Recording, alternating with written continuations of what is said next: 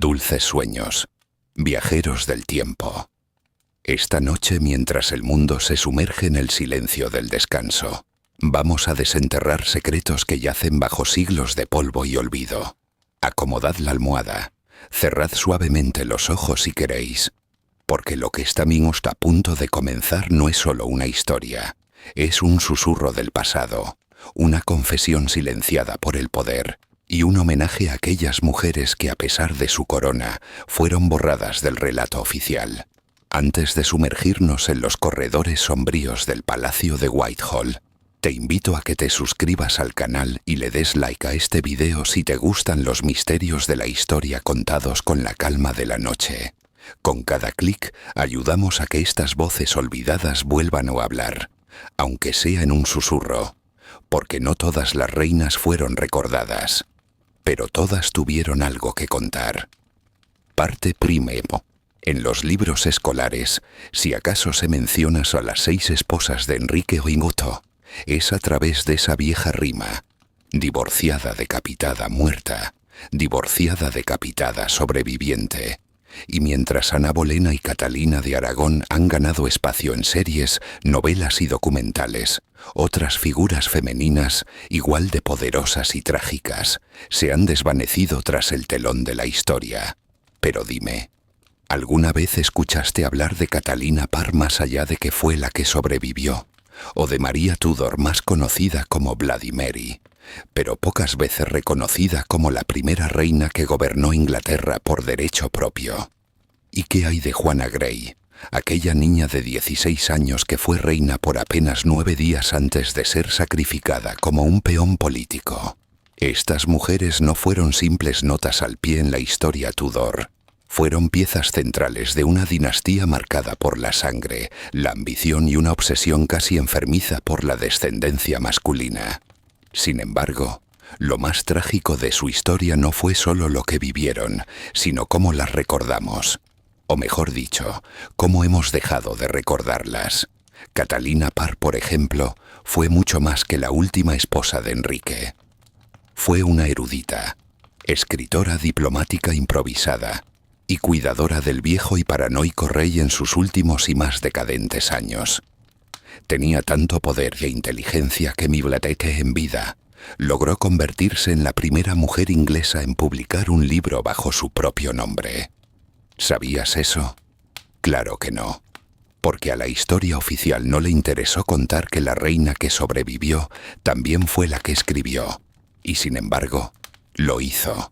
Desde su habitación en Hampton Court, rodeada de médicos, cortesanos y espías, Catalina escribía reflexiones religiosas, cartas políticas y planes para educar a los hijos de Enrique. Fue ella quien acercó a las dos futuras reinas, María e Isabel, devolviéndoles el afecto paterno que tanto les habían negado. Fue reina, madre de hijas que no parió, y autora.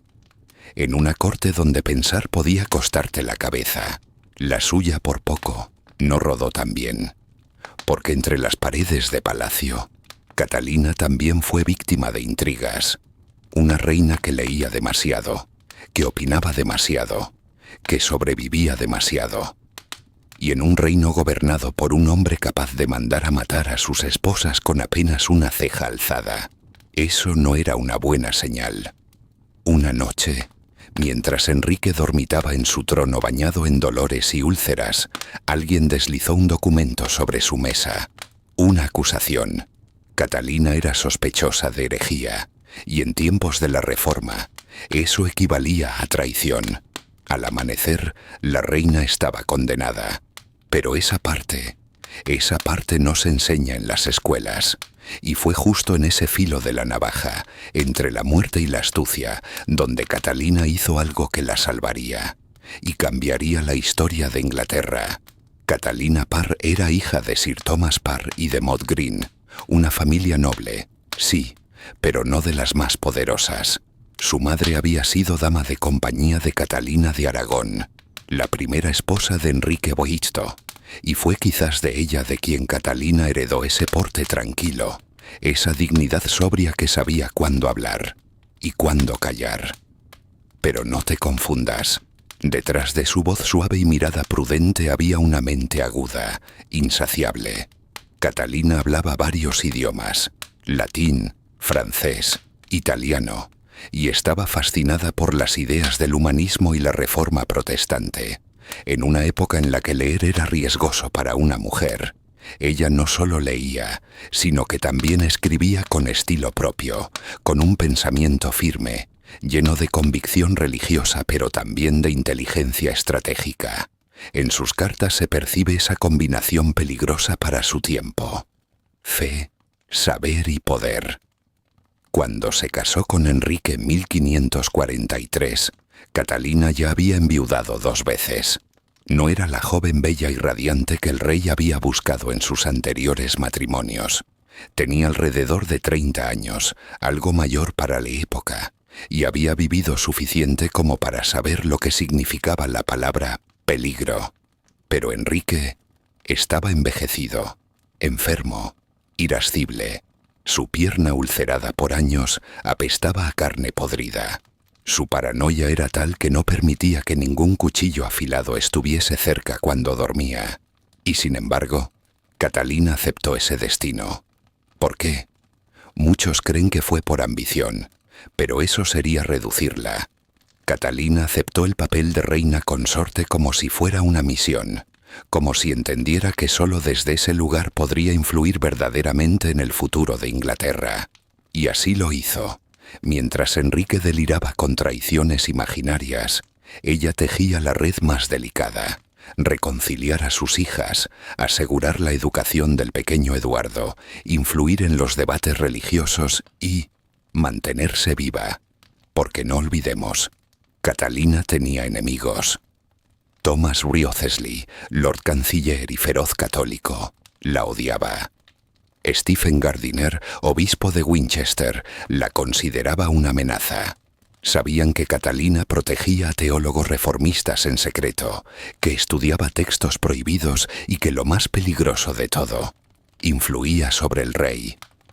Le hablaba de Lutero, de la salvación por la fe, y hasta lo convenció de aprobar ciertos sermones progresistas en la corte. Eso, para la vieja guardia católica, era herejía. Fue entonces cuando surgió la trampa. Una noche del verano de 1546 se redactó una orden de arresto secreta contra la reina. Catalina sería llevada a la Torre de Londres al amanecer, bajo la acusación de predicar sin autoridad, de desafiar las escrituras y, por supuesto, de manipular al rey. Una hereje, una bruja, una mujer que pensaba demasiado. Pero Catalina no era ingenua. Una sirvienta le reveló la conspiración. Ella, sin tiempo que perder, acudió esa misma noche a la cámara de Enrique, fingiendo dolor por haber abusado de su posición y suplicándole que la perdonara por sus errores. Fue una actuación de oro.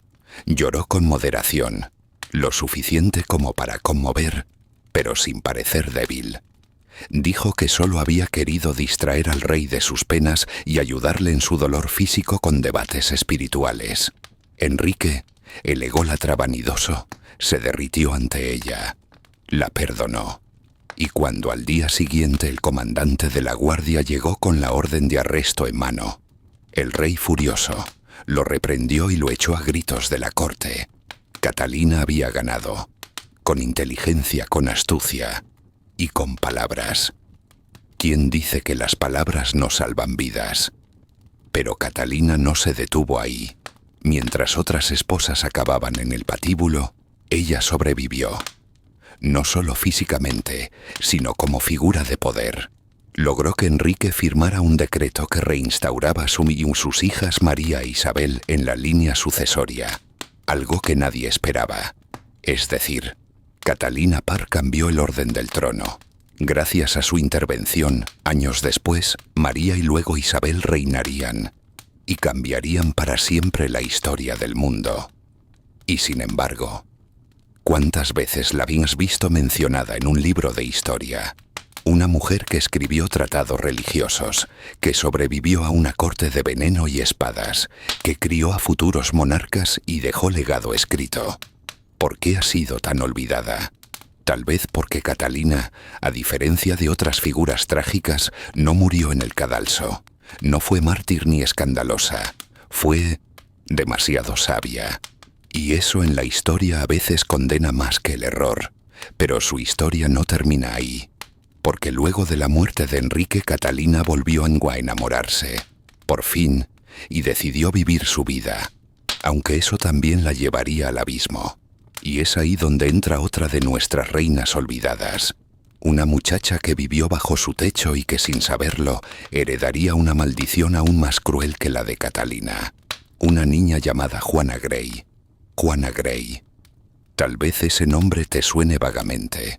Quizás lo hayas leído en una nota al pie, o lo hayas escuchado en alguna película donde apenas se le dedica un par de escenas. Pero lo que no te han contado es que Juana fue una reina verdadera. De hecho, fue la primera mujer en la historia de Inglaterra en ser proclamada reina tras la muerte de un rey varón. Solo que su reinado duró 9 días. Y aún así, su historia tiene el peso de una tragedia shakespeariana.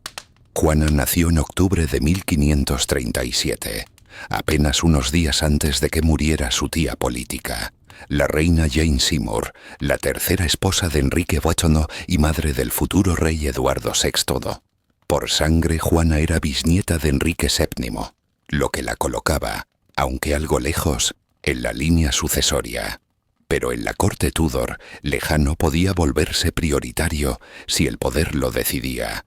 Criada bajo una estricta educación protestante, Juana era brillante, sumisa y devota. Hablaba griego, latín, francés y hebreo. Amaba la filosofía de Erasmo y los textos reformistas. Era una niña que pensaba como un adulto y que fue criada como si fuera un instrumento de Dios. Su tutor, Roger Ascham, llegó a decir que su mente era tan aguda como su fe era profunda. Pero esa educación tan refinada no era casualidad. Sus padres la preparaban para un propósito: el trono. Y es aquí donde Catalina Parr vuelve a aparecer, porque tras la muerte de Enrique VIII y una vez libre del peso de ser consorte, Catalina se casó, en secreto, con su antiguo amor, Thomas Seymour, hermano del difunto esposo de Jane Seymour y tío del joven rey Eduardo VI. ¿Confuso? Lo es. El poder en la Inglaterra Tudor era como una telaraña de sangre, política y ambición. Juana fue enviada a vivir con Catalina y Thomas, en lo que parecía una bendición. Catalina amaba la educación y encontró en Juana una pequeña joya intelectual. Pero su nuevo marido, Thomas, tenía otros planes. Ambicioso, encantador, con fama de manipulador, Seymour estaba decidido a acercarse lo más posible al poder. Al ver a Juana tan cerca de la línea real y tan inocente, empezó a urdir una estrategia para casarla con el rey niño, Eduardo VI.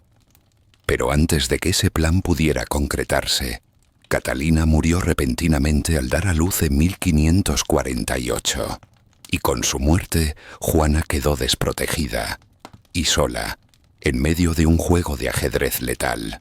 Pasaron solo 5 años hasta que, en 1553, el joven Eduardo VI enfermó gravemente, y aquí es donde la historia se acelera de forma brutal. Eduardo, protestante ferviente, temía que su media hermana María, hija de Catalina de Aragón y católica devota, recuperara el trono y destruyera la reforma religiosa por la que tantos habían luchado. Así que, presionado por su entorno, especialmente por John Dudley, duque de Northumberland, uno de los hombres más poderosos del país, el joven rey firmó un nuevo testamento, un documento que dejaba el trono a Juana Grey. La jugada era perfecta. Juana era protestante, dócil y, además, casada con el hijo del mismísimo Dudley. El poder quedaba en familia. Pero había un problema. Juana no quería ser reina. Según los registros más fiables, cuando le anunciaron su ascenso, Juana lloró. Suplicó. Preguntó si eso era legal ante los ojos de Dios. No deseaba poder, ni lujo, ni gloria. Lo que quería era su libertad.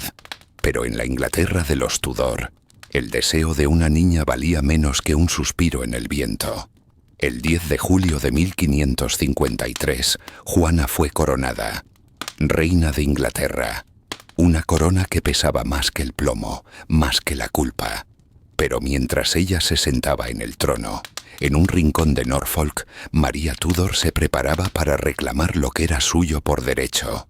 Y esta vez, el pueblo estaba de su lado. En solo 9 días, Juana pasó de reina a prisionera. Fue encerrada en la Torre de Londres, el mismo lugar donde habían muerto Ana Bolena y Catalina Howard.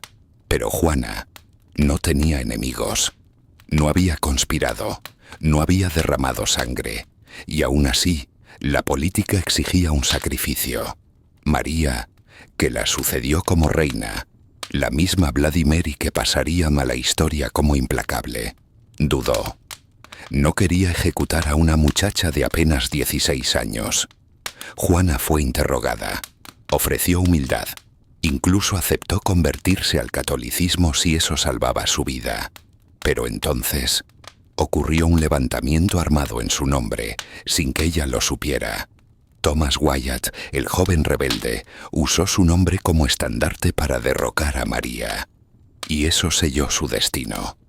El 12 de febrero de 1554, Juana fue decapitada en el mismo patio donde tantas mujeres habían muerto antes que ella.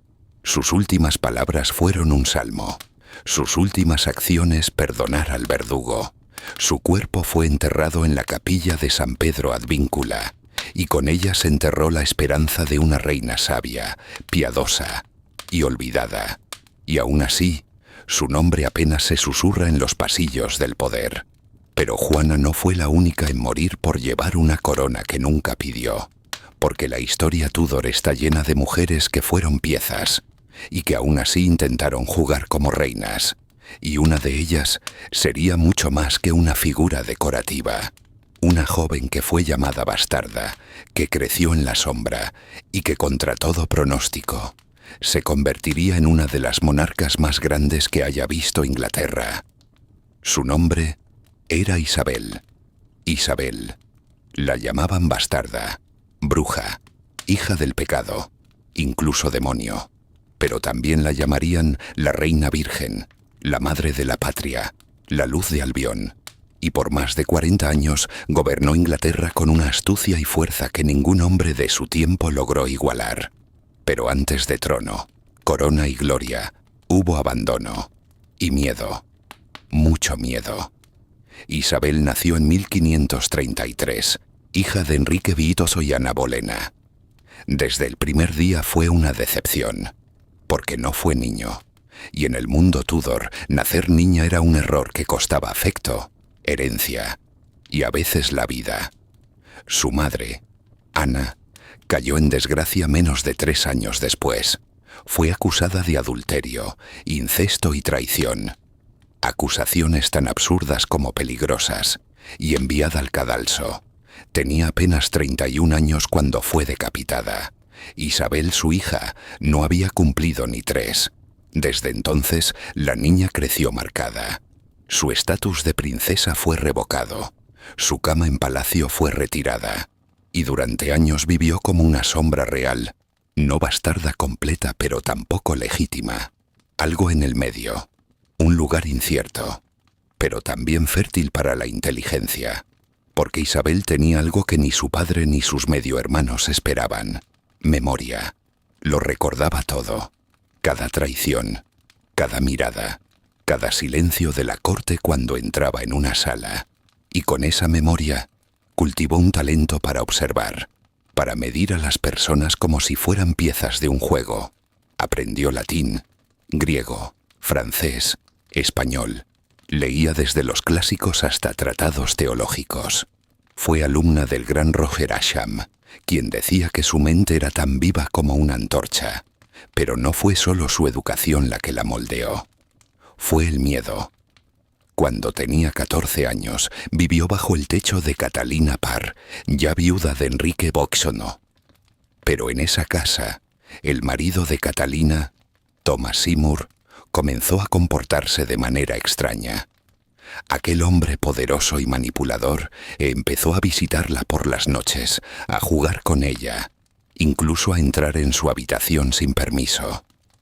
Catalina trató de frenarlo, pero Isabel ya había entendido algo muy importante, que incluso una joven sin trono puede ser un trofeo político o una presa. Fue expulsada de esa casa bajo sospechas de indecencia. Nadie la protegió, nadie habló por ella, solo el silencio, y aún así sobrevivió.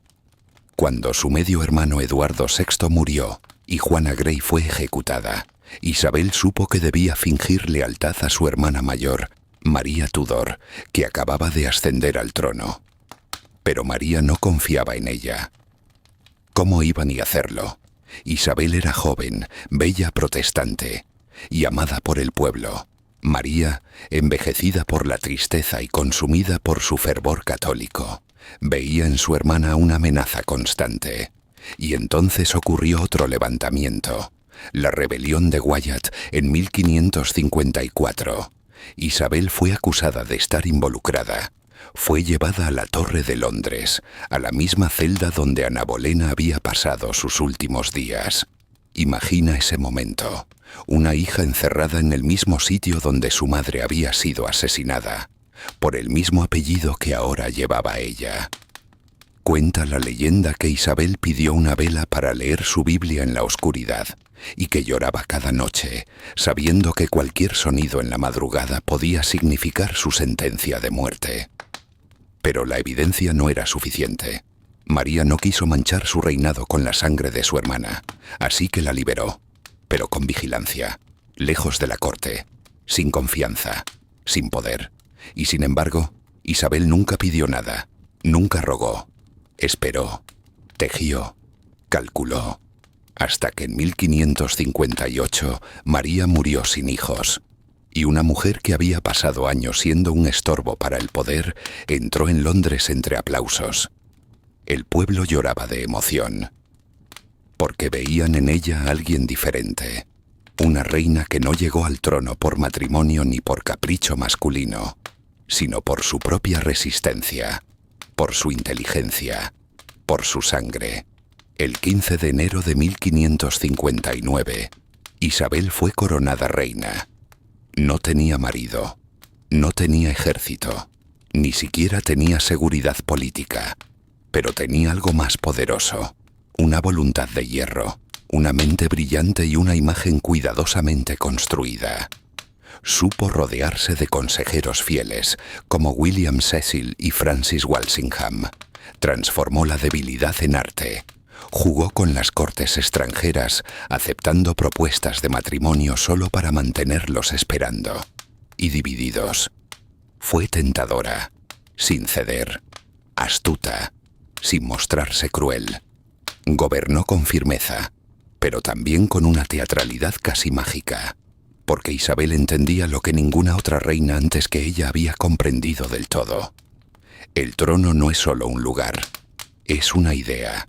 Y sin embargo, incluso ella, la gran Isabel, fue víctima del mismo olvido selectivo que tantas otras, porque su grandeza a menudo ha sido reducida ni su virginidad, a su supuesta soledad o a su enemistad con María Estuardo. Pero Isabel fue mucho más que eso. Fue una estratega política sin igual, que mantuvo a raya a potencias como España, que consolidó la Iglesia anglicana y que convirtió ella a Inglaterra en una potencia mundial emergente. Y lo hizo sola, en un mundo hecho para hombres. A lo largo de los siglos, muchas han contado la historia de Enrique Ibazzo y sus esposas, pero pocas han narrado el ascenso de estas mujeres, Catalina, Juana, Isabel, desde la oscuridad hasta la luz, desde el olvido hasta el poder. Reinas sin ejército, sin apoyo, reinas con voz, con pluma, con fe. Reinas, olvidadas, pero nunca vencidas, y aún quedan más por descubrir, porque las sombras de la dinastía Tudor esconden otros nombres, otras mujeres, otras historias que merecen ser contadas bajo la luna, cuando el mundo duerme y los susurros del pasado se vuelven un poco más claros. Ya hemos conocido a Juana Grey, la reina de los 9 días, mártir involuntaria del poder. A Isabel I, la soberana indomable que transformó su debilidad en leyenda. Pero bajo la superficie dorada del trono Tudor, aún quedan mujeres cuyas voces fueron silenciadas incluso antes de pronunciarse. Algunas no llevaron corona, pero pelearon con la misma intensidad por un lugar en la historia. Y entre ellas hay una figura inquietante, enigmática, fascinante: Mary Tudor, reina de Francia, conocida también como la otra María. ¿Te sorprende? Lo entiendo. Cuando se habla de María Tudor, la mente suele ir de inmediato a la temida Vladimiri, la hija de Catalina de Aragón. Pero mucho antes de que esa María reclamara el trono inglés, ya había otra. Una mujer criada en la misma corte que Enrique VIII, su hermana menor, tan bella como peligrosa para los intereses políticos de la corona. Una mujer que desafió al mismísimo rey. Por amor. Mary Tudor nació en 1496, la hija menor de Enrique VII y hermana preferida de Enrique VIII. Y sí, digo preferida, porque el joven Enrique, que aún no era el tirano que luego sería, la adoraba, la cuidaba, la mimaba, y desde que eran niños, él le prometía que nunca la obligaría a casarse con alguien que no amara. Pero esas promesas, en la corte Tudor, valían menos que el papel en el que no estaban escritas. Cuando el trono necesitó asegurar una alianza con Francia, Enrique VIII decidió entregar a su hermana como moneda de cambio. Mary fue enviada a casarse con el rey Luis XII de Francia, un anciano de más de 50 años, enfermo y desesperado por un heredero. Mary tenía solo 18, y aunque entró en París entre sedas y oropeles, sabía perfectamente que lo que se celebraba no era una boda, sino una transacción. Luis murió apenas 3 meses después, y fue entonces cuando Mary hizo algo que ninguna otra princesa Tudor se había atrevido a hacer jamás. Desobedeció. Antes de partir a Francia, Mary había hecho un pacto secreto con Enrique. Si su esposo moría, podría elegir libremente con quién casarse después. El rey lo había aceptado, sin pensar que ella se atrevería a reclamar esa libertad. Pero Mary ya estaba enamorada de un hombre que no tenía trono, ni corona, ni sangre real, solo valentía y deseo. Su nombre era Carlos Brandon, duque de Suffolk, un amigo íntimo del rey, valiente, apuesto y peligrosamente encantador. Mary y Charles se casaron en secreto, en Francia, sin permiso del rey ni del consejo. Fue un escándalo, una traición, un acto que podía costarles la cabeza. Cuando Enrique se enteró, estalló en furia. Durante días no permitió que nadie pronunciara el nombre de su hermana en voz alta. Pero al final, la sangre pudo más que el orgullo. Les perdonó, con una condición: que pagaran una multa colosal al Tesoro Real. El precio de su amor fue eso, literalmente, su fortuna. Pero Mary Tudor no se arrepintió. Regresó a Inglaterra con la frente alta, como una mujer que había amado y vencido. Durante años vivió apartada de la política, pero siempre vigilante. No apoyaba los caprichos matrimoniales de su hermano.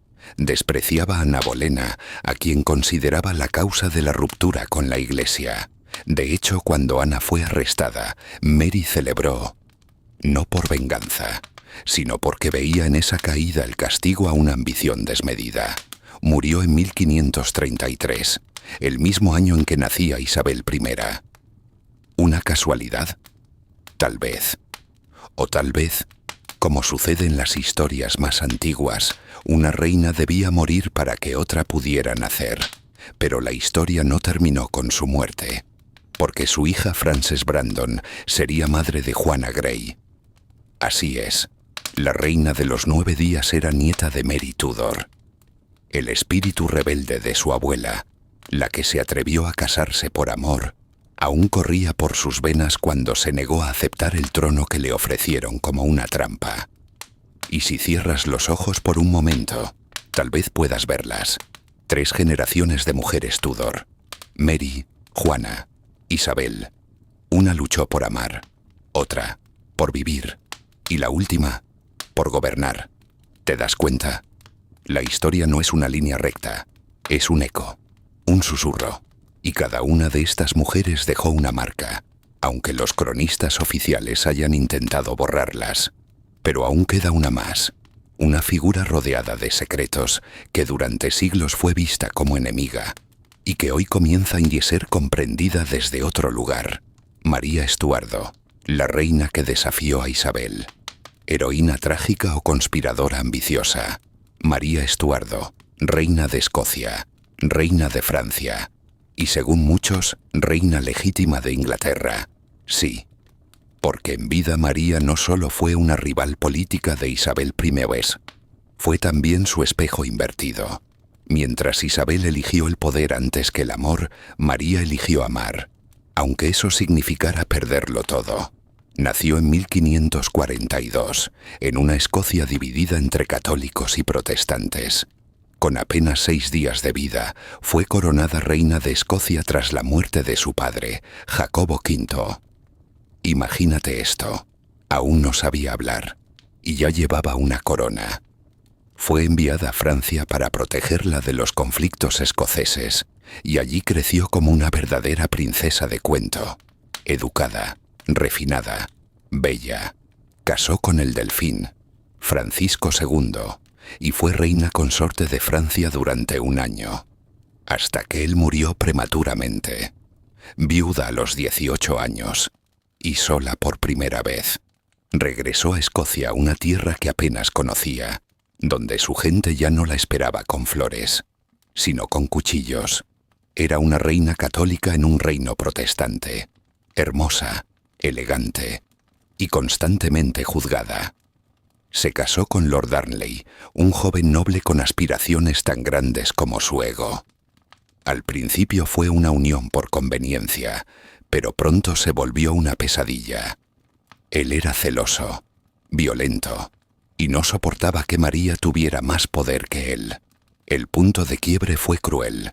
Darnley mandó asesinar al secretario italiano de María, David Rizzio, delante de ella, mientras estaba embarazada. Imagina la escena: sangre en el suelo, la reina gritando, el niño aún no nacido temblando en su vientre. Poco después, Darnley apareció muerto. Su quesa explotó, pero su cuerpo fue encontrado en el jardín, sin heridas por fuego. Alguien lo había estrangulado antes de hacerlo volar, y todos los ojos se volvieron hacia María, no por haberlo hecho, sino por haberse enamorado después de un hombre aún más cuestionado. James Bothwell, uno de los principales sospechosos del crimen, se casó con él. Algunos dicen que por amor, otros que fue secuestrada y forzada. La historia no lo ha aclarado, pero para su pueblo fue el fin. Perdió la simpatía de todos. Fue forzada a abdicar, encarcelada y finalmente huyó a Inglaterra, a casa de su prima Isabel. Y aquí comienza el juego de espejos. Isabel y María nunca se encontraron cara a cara, nunca cruzaron palabras en persona, pero durante años se escribieron, se vigilaron y se temieron.